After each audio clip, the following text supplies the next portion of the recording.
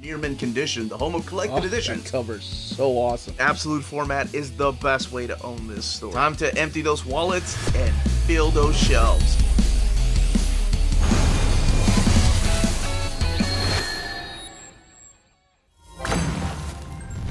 Happy Tuesday, all you minties. Uncanny Omar here from Near Mint Condition, the home of collected editions. And join me today for your advanced look at all of these trades coming out from Marvel Comics this week. So let's go ahead and get started.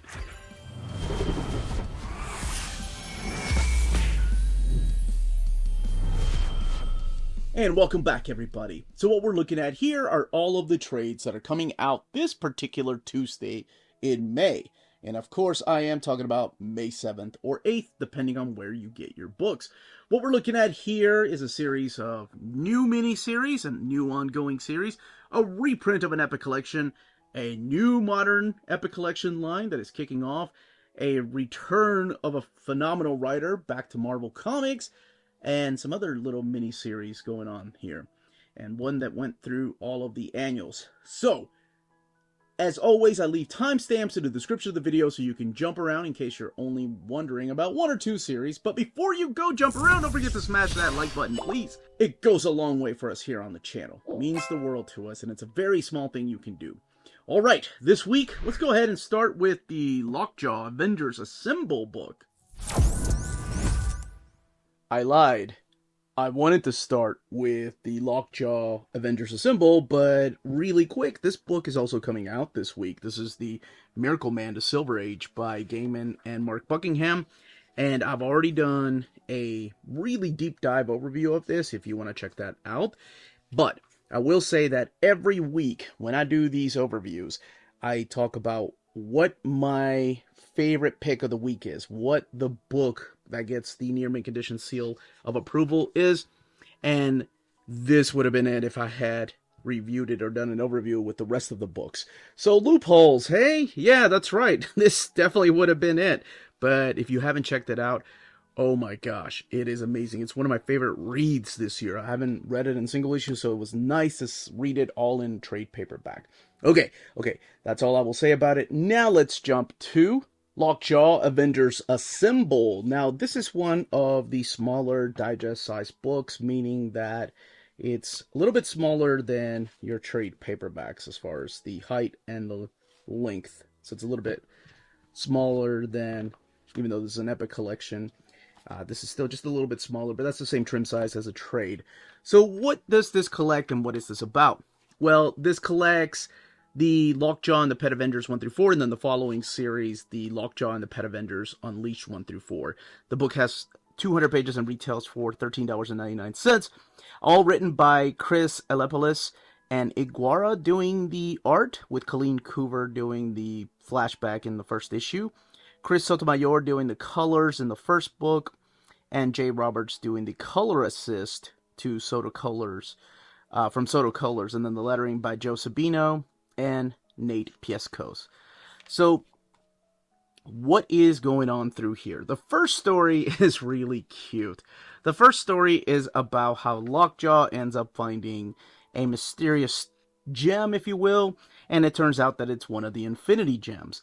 And with this gem, he decides that he must protect it and keep it away from anybody that wants it.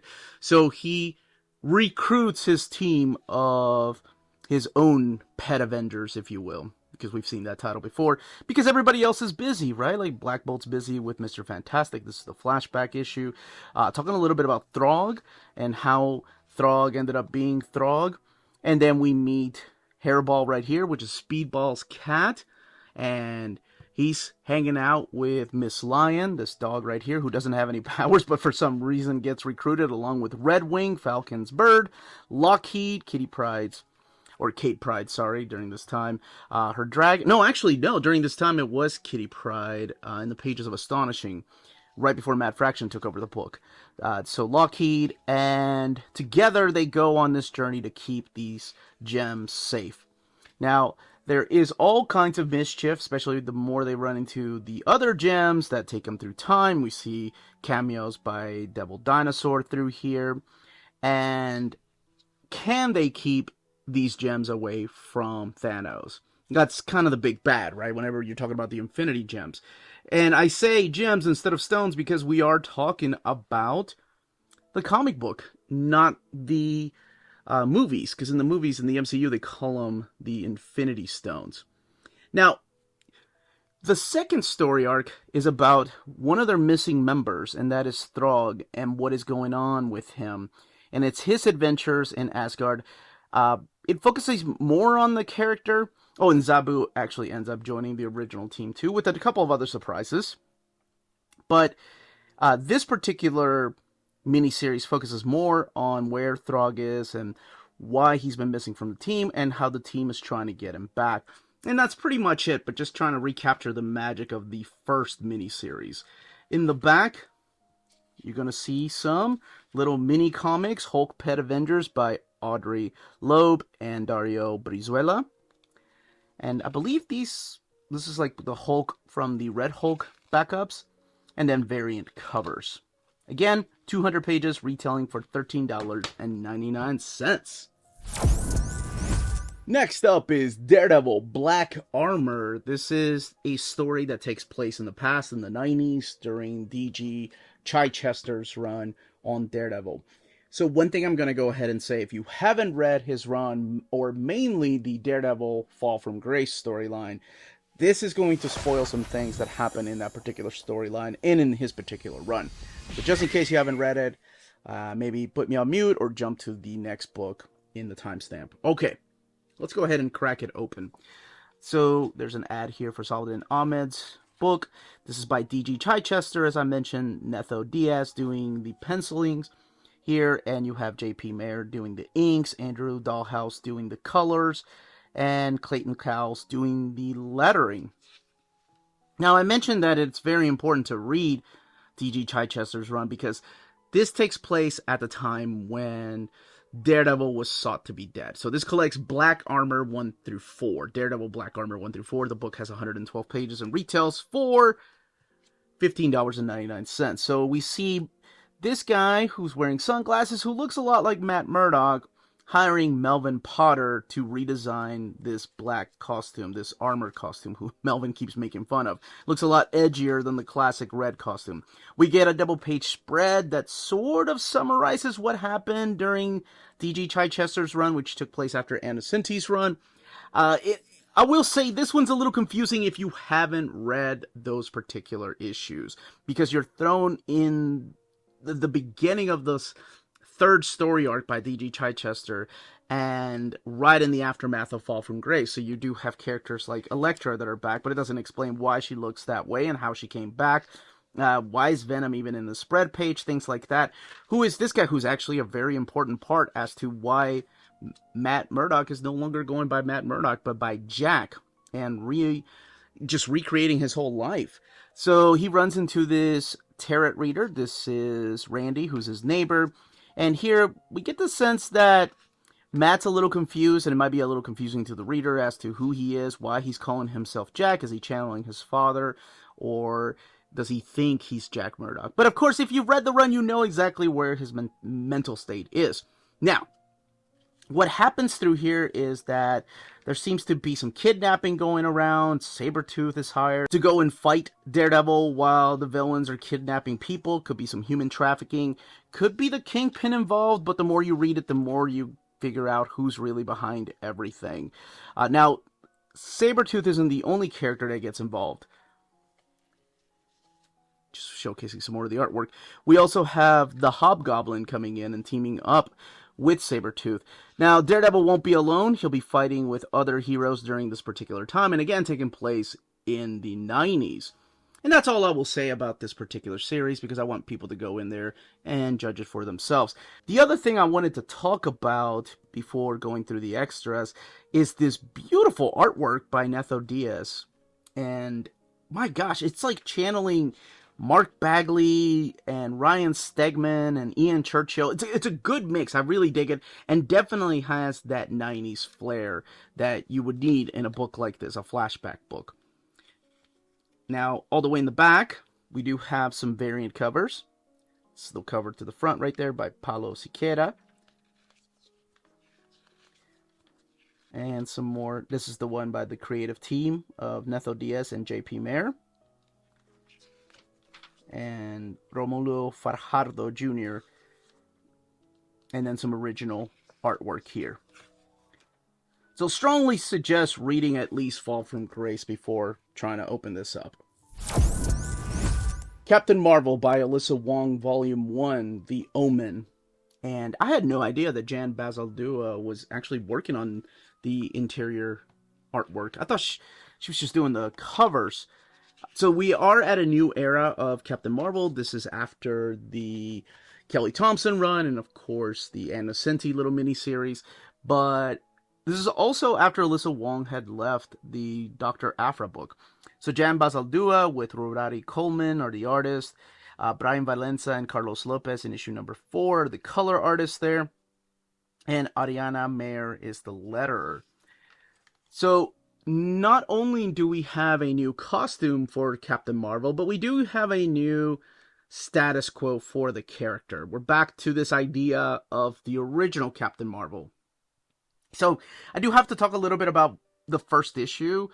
Some, I guess, minor spoilers as to the pitch of the entire series, because we do have a new villain, and we have a new status quo for what's going on with Carol Danvers. Alright, so Carol Danvers meets this new villain known as the Omen. Now, she's flying around, she's speaking in riddles, and she seems to want her to get her hands on the Negabands. Now, at first I was a little confused because I thought we were talking about another Earth, because we meet this young lady who's a thief, and this is Yuna Yang. She's out to steal something from this building. It doesn't matter, it could be a MacGuffin. Whatever it is, it gets interrupted by this fight between Genis-Vell, my favorite Captain Marvel, and Omen. Now, I'm not going to show what happens because something bad happens to Genis-Vell. And you can find out for yourself exactly how.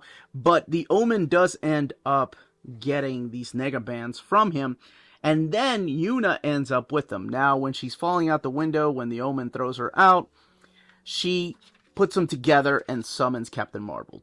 So remember when I said we're back to this status quo of Rick Jones going into the negative zone, and then Mar-Vell coming into our universe? Well, that's what's happening here. We have Yuna being in the negative zone, and then Carol Danvers, Captain Marvel, being here in our universe. Now, what exactly does the Omen want with this, and how can they both restore the status quo of Captain Marvel without her flipping and flopping between the negative zone and our universe? Well, they're going to need some help from the Sorcerer Supreme. So this collects Captain Marvel 1 through 4. It has 128 pages and retails for $17.99. And there are some hella good fights in here. I will say, out of all the books I've read this week, this is the quickest read. Even Pet Avengers had a lot more dialogue than ALYSSA Wong's Captain Marvel. Now, there's a couple of twists and turns as to who shows up through here and what exactly is going on, but I will leave you to find out what's up with that. Let's look in the back here. There's the Jen Bartel cover and variant covers, some in thumbnail size and then some in splash page size. And that's, of course, your new character right there, Yuna Yang, who makes her first appearance here, as well as the Omen. And then the Marvels cover, Peach Momoko. And one by, that's a really cool cover by Russell Donnerman. I love when he does these type of covers. And that is Captain Marvel, The Omen. Marvel's Superheroes Secret Wars Battle World. This is another one that is a period piece, if you will. But reuniting Tom DeFalco with Pat O'Leaf. I love this. You have a cover by Giuseppe Camuncoli. And if you have not read the original Secret Wars, the Marvel Superheroes Secret Wars, strongly suggest reading that before reading this, because you will get so much out of this, so much more out of this if you had. Okay, so what does this collect? This collects Marvel Superheroes Secret Wars Battle World 1 through 4. So it's not set in the Secret Wars era from 2015, but the original 1984 Secret Wars. And all of this taking place between two panels. That is so freaking cool. I love when they do this. I mean, one of my favorite omnis was John Carter, Warlord of Mars, because it took place in between two paragraphs, the entire omnibus. I love that. Paragraphs in the novel. So here you have to have read at least this. It does give you a recap as to what Spider-Man's doing. He's just going to go get a snack between panels 4 and 5 of page 36 of Marvel Superhero Secret Wars number 12. This kind of gives you a quick recap about the Beyonder and bringing everybody over to Battleworld to fight. John Cleese doing the color art, and then Joe Caramagna doing the lettering. So, in panel 4, Spider-Man's like, hey, I'm going to go get a snack. And when he goes and gets a snack, he gets transported to another part of the battle world where he is fighting off against these big giant frost giants. And this gives you a quick recap in case you haven't read Secret Wars as to what's happening and what ends up happening before they go home, because we are looking towards the end of, even though it's the end of the series, about to wrap up everything and everybody's about to go back to their world, we have this right here, which I think is really cool. I really hope we get more of stuff like this. Now, of course, this isn't Jim Shooter writing the stories, but it's Tom DeFalco, who was editor at the time and knows a lot about Secret Wars, a lot more than we do. And I mean, honestly, he's a big comic historian anyway. So we do get some new players. It's like they were like, okay, who were the toys we didn't get into the miniseries? So they started getting some new players here, like you get Baron Zemo, the Constrictor, Electro, and Hobgoblin. And it becomes a really interesting, just a melting pot of a who's who that didn't get into the original Secret Wars and why they're fighting each other. And then how it goes from this to panel 5, where he's like, hey, I got my sandwich. Man. And, you know, does anybody remember? Because whenever you're doing a throwback series like this, you have to have retcons because we know where this is going to go. And I love the little loopholes that the writers have to figure out. Okay, how are we going to work this? How are we going to make Spider-Man forget this adventure? How are we going to forget about the whole Hobgoblin thing, because that hasn't happened yet? I thought it was really cool that they added things like that. There's a couple more surprises I don't want to spoil, but this is kind of giving you an idea of what the artwork looks like. In the back is where you're going to get the variants, and of course, when you're talking about the Secret Wars, there are going to be some toy variants. Some of them are done in splash page. Ken Lashley just killing it, man. Splash pages and then some in thumbnail size. But of course, you're going to have some toy variants right here. That's really cool that they added those. 112 pages, $15.99. And it is that time of the video where we show off the spines of the books coming out this week, and also a small reminder to smash that like button, please. It goes a long way for us here. Alright, let's continue the overview with the rest of these books coming out this week. Here we have Captain America, Volume 1, Stand. But more importantly, this is the return of J. Michael Straczynski to Marvel Comics, just completely out of nowhere for a lot of us. And he came back to write this particular story of Captain America. So this particular volume has 160 pages and retails for $19.99. You have Jesus Saiz is the artist of issues 1 through 3, and Lan Medina issues 3 through 6 with Belardino Bravo. And there's only 6 issues collected in here. Matt Hollingsworth doing the colors with Espen Grutengern, and then Joe Caramagna doing the lettering. Now, somebody else wants to come and tell you more about this book because she could not put it down, and that is me, the astonishing Melanie. So, I have not read much Cap. I've read Brubaker, and of course I've read Cap in like Avengers and team-up books. So I was like, I'm going to give this a try with JMS, and I wasn't disappointed. This is, I felt, was a pick-me-up kind of story. That it is where JMS is going back and filling in a couple of years missing, that the narrative hasn't been told about what Cap did between, I think he was 14 and 16, after his mom passed away and he was homeless for a couple of years. So I felt that this was very encouraging, that he didn't give up, and it's what he was doing during that time and how it connects to the time period nowadays. So skipping back and forth in time. There is a, demon dude that is wanting to basically rub out any potential people with potential to turn the tides of evil in society, and of course Cap being a target as one of those people. I don't want to spoil too much. I would love to do a review video of this, so let me show you the back. So in the back, we've got variant covers here. That would have been cool to pick that up at New York Comic Con, but I didn't know it existed. I don't know everything about comics like my husband. Haha, just kidding.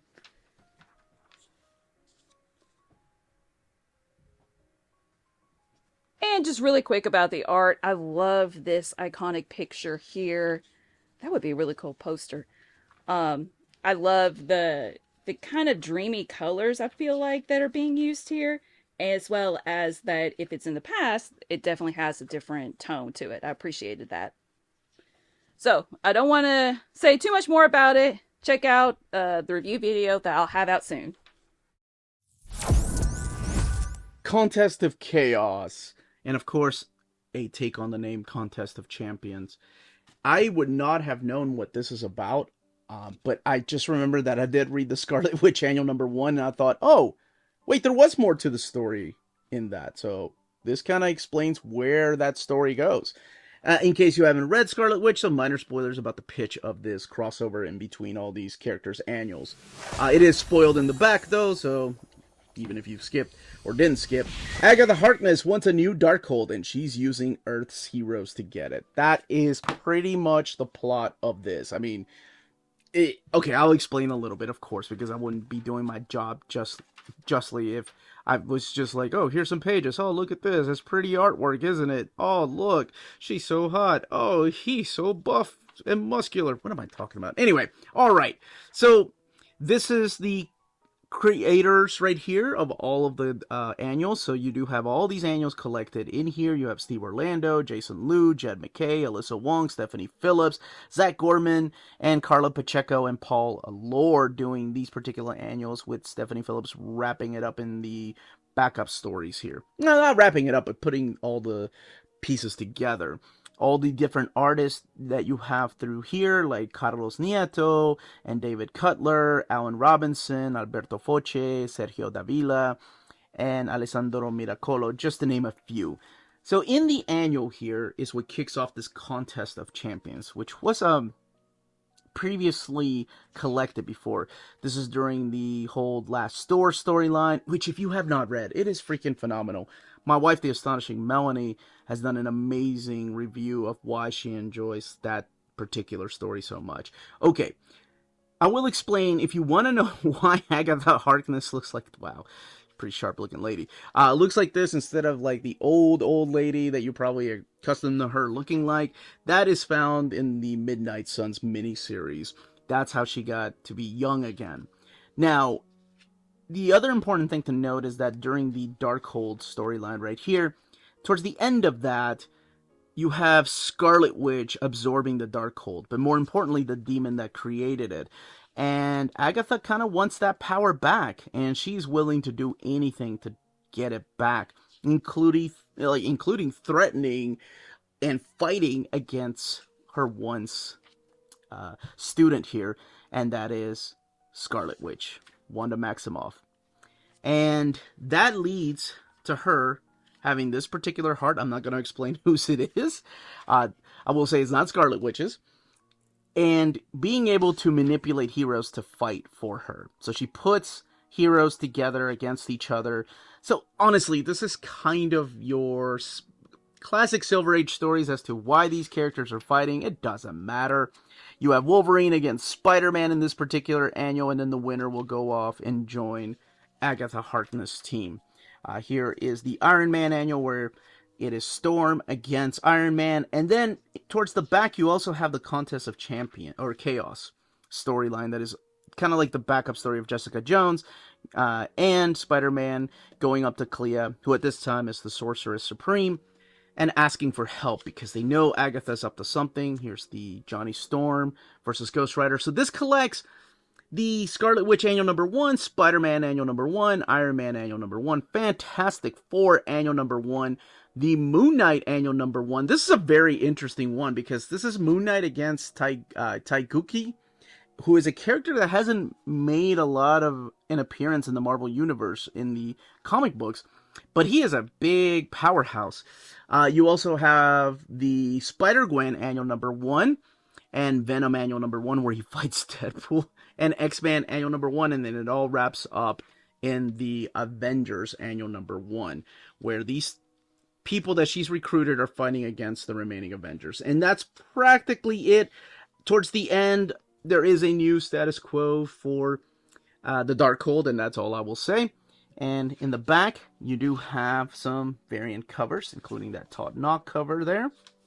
And of course, wow, that is gorgeous. And of course, some of these covers have already been collected, and some of these annuals have been collected in those particular series. Yeah, this is the Midnight Sun series I was talking about. Trade paperbacks. 256 pages, $34.99.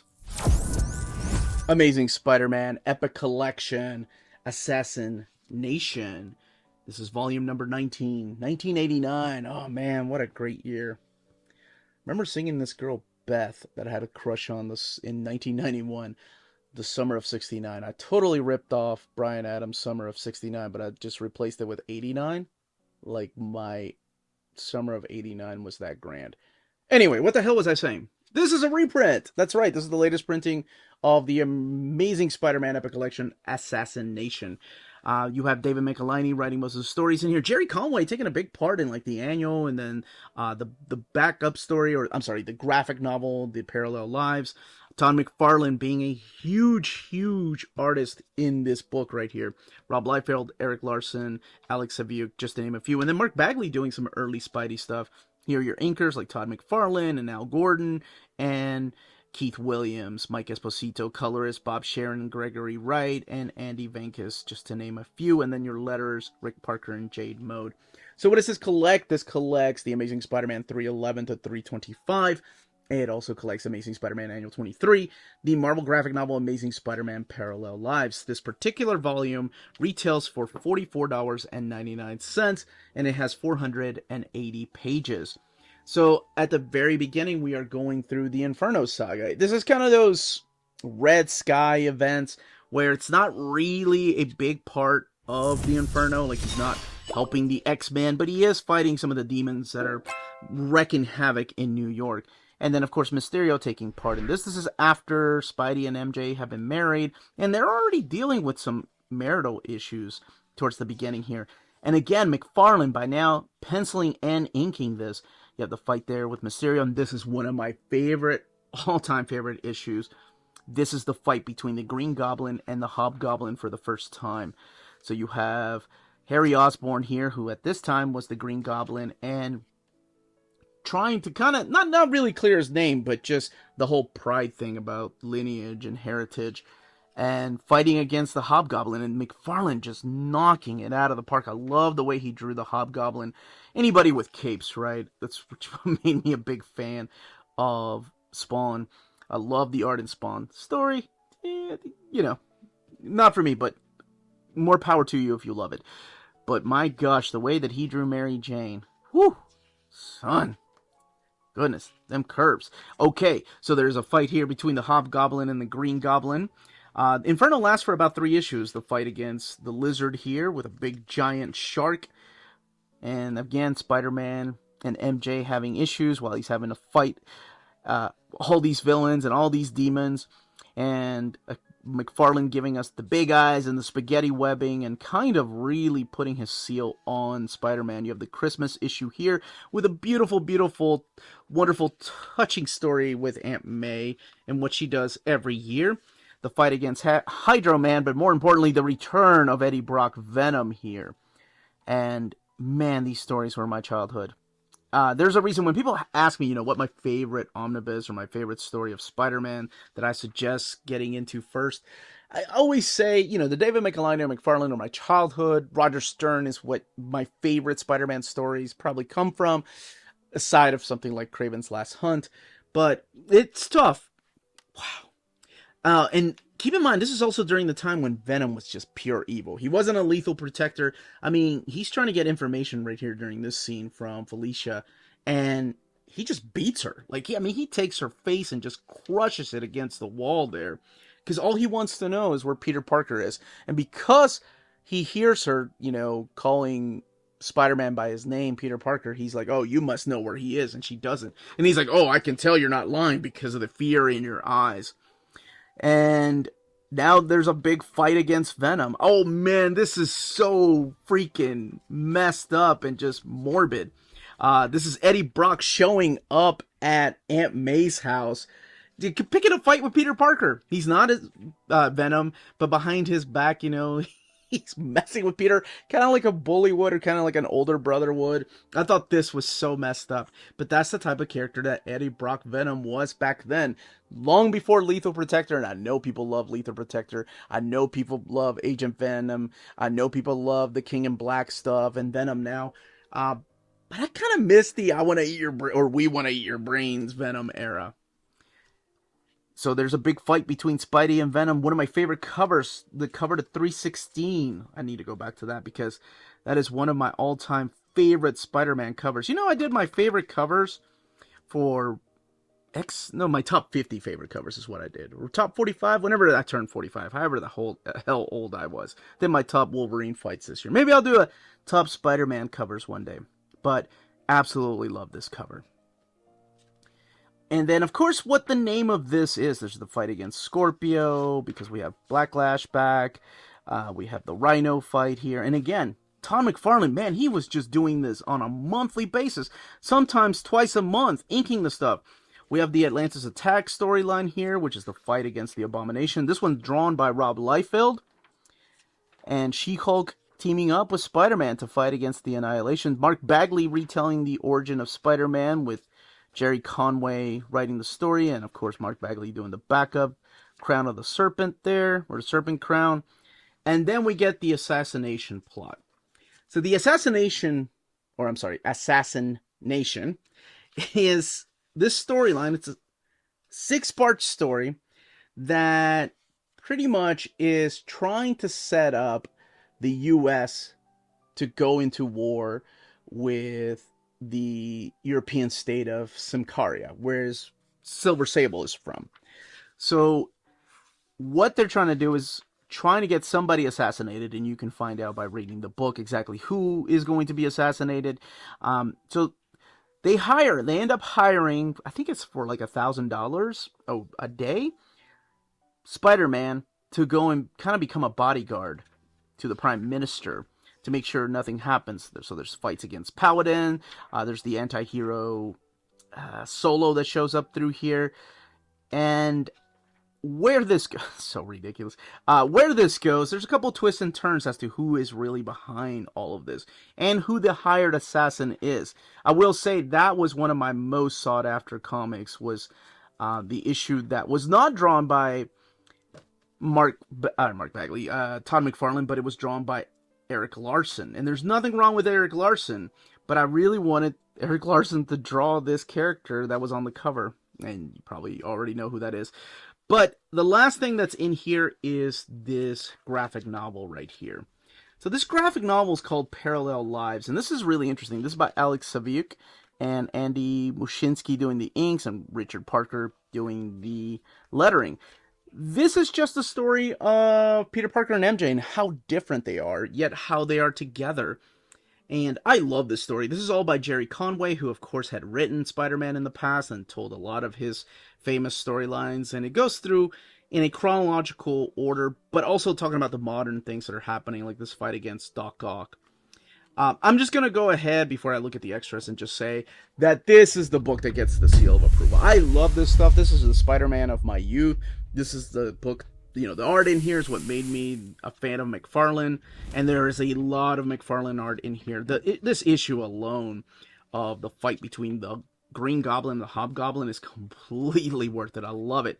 And in the back, let's go ahead and look at the extras. The same extras as before. You have some pinups here, Parallel Lives. Oh, that's the back cover. And then Marvel Fanfare pinup, more Fanfare pinups. This article from Marvel Age, an Amazing Heroes cover here, year in review cover right there. This is the Alien Costume Saga, this trade paperback. It was made into a gallery edition too. And then other trade paperbacks from this particular era. 480 pages, $44.99, and back in print. And the last book of the week is the Hulk Modern Era Epic Collection, Volume 6, Who is the Red Hulk? So collecting issues 1 through 12 of the Hulk and King Size Hulk number 1, as well as material from Incredible Hulk number 600 and Wolverine number 50. This book has 440 pages and retails for $44.99. Now, I'm going to go ahead and say it. If you have not read Greg Pak's Planet Hulk, well, no, you can still read this. If you haven't read World War Hulk, this might be a little confusing because we have a new status quo for Bruce Banner and the Hulk. I mean, one we've seen in the past before. So just minor spoilers going into what exactly is going on through here. All right, at the end of War World Hulk, we have Bruce Banner turn into Bruce Banner, and the Hulk is gone. So that's where this starts off. There is no more Hulk. Bruce Banner's locked up somewhere. We have Jeff Loeb writing the entire book. You have art in here from Ed McGuinness, Frank Cho, Arthur Adams, Herb Trampe doing some of the stuff in here. And you have inkers like not Ed McGuinness, Mark Farmer, or Jason Keith, or Walden Wong and Dexter Vines. So what exactly is this about? Why is the Hulk red? Well, at the very beginning, it kind of starts off like a murder mystery. Somebody has killed one of the Hulk's villains. And the way that this villain died points to the Hulk. But how can it be the Hulk if Bruce Banner is locked up? What does that mean? Well, it means that we have a new big guy out there. This is also during the time when Tony Stark was the director of S.H.I.E.L.D. and he's had enough problems in his hands, and now he has to deal with a Red Hulk. So yes, there is a new Red Hulk, just like there's a new Abomination. This is A-Bomb. Yes, a take on the name A-Bomb and Abomination, and the Red Hulk fighting it out. As a matter of fact, each issue is really like a big fight. Some of these covers are just ridiculous. They look like a boxing match about to happen. And this is just like a summer blockbuster, like a Independence Day, like Bad Boys, like your Fast and the Furious movies. It's that type of story. Less on the narrative and focusing more on the artwork and big fights. Why is Red Hulk fighting people? It doesn't matter. Like, it doesn't matter. He is going to fight anybody because he is the strongest. He's going to fight Thor. He just knocked out the Watcher. And there's big, beautiful pages like this. Big spread pages. He's fighting Hulk. Is that the real Hulk? He's fighting the new A-Bomb. And this is where the Arthur Adams storyline takes place. And this is the fight against the Wendigo. So he's fighting Wendigos. Beautiful artwork again. The Avengers show up too. There's a couple of good shots by Frank Cho, who knows. Paid attention. He did the assignment there. But yes, there's a lot of that kind of artwork in here, especially with Frank Cho. This is where She-Hulk ends up forming her own team of Thundra, Miss Marvel, Storm, and Valkyrie to take on the Red Hulk. So the question is, if Bruce Banner is not the Red Hulk, then who is? Well, I will say this is the Herb Trampe part right here. And we have a reunion of the Defenders. Who is? Well, I will say that question is not answered until the second volume of this. So it will be in volume 7. It is interesting to see that this is being mapped with the Hulk modern eras and not become its own modern era, because the Red Hulk continued with Jeff Parker's run. And then Greg Pak was writing the Hulk storyline. So it is revealed later on who the Red Hulk is. This is the return of the Defenders. Again, one thing happens after another and people are fighting. Characters are fighting the Hulk. Why? Because the Hulk has to prove that he's the strongest there is. But you have the Defenders against the Offenders here, like Baron Mordo, Terrax, and Tiger Shark, and Red Hulk against the classic Strange and Namor and Silver Surfer. So it's a big fight here. And everything in this book feels like one giant fight. So if you like things like the Batman Superman storyline that Jeff Loeb did with Ed McGuinness, then this is going to be just as fun for you. Yes, there's a mystery of who the Red Hulk is, and there are hints as to who it is. This is the little pages here with a throwback to the fight against the Hulk. There's even a weird little tie-in to the Ultimate Universe. And this is the and these are the Audrey Loeb storylines, which I was talking about when we were looking at those LOCKJAW comics. And then we have some variant covers in the back. So this has been available in an omnibus format, but it is now coming out in a modern epic format. Lots of variant covers. More so than you would see in the classic Hulk. You have some original art right here. And like I mentioned, who is the Red Hulk? That will not be answered until your 7th Modern Epic Collection. Dang, Arthur Adams still got it. And some original pages back here. 440 pages, $44.99. And I want you all to remember this. How small this is compared. Let's compare it here in about 5 years' time. Remember this video and come back 5 years from now.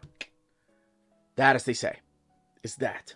If you're interested in purchasing any of these books, don't forget to check out our sponsor, CheapGraphicNovels.com, your online home for graphic novels and collected editions up to 50% off cover price. They have excellent shipping and prompt and helpful service. Check out their bargain deals for up to 90% off cover price. And don't forget that CGN also takes pre-orders. That way you don't miss out on the hottest releases. And they are currently running a special promotion for you Minties. If you're a first-time customer, after receiving your order confirmation email, reply back to that email and let them know Near Mint Condition sent you their way. They will then apply a free shipping promotional credit to your next order in the US. Cheap Graphic Novels, your source for the hottest books with the kind of deep discount, quality shipping, and customer service that will keep you coming back for more. And that was the content and page count of each of these books. Let me know in the comments down below which ones you are picking up, which ones you're most excited to get, which ones you've tried out in single issues that you've enjoyed, or you were like, not for me, and what you're hoping one day gets an omnibus treatment or a reprint in the case of the Red Hulk era. If you have any questions, leave them down below. Don't forget to check us out on Patreon and Spreadshop, amazing ways to support the channel. That's it, everybody. Stay healthy and safe out there. Much love.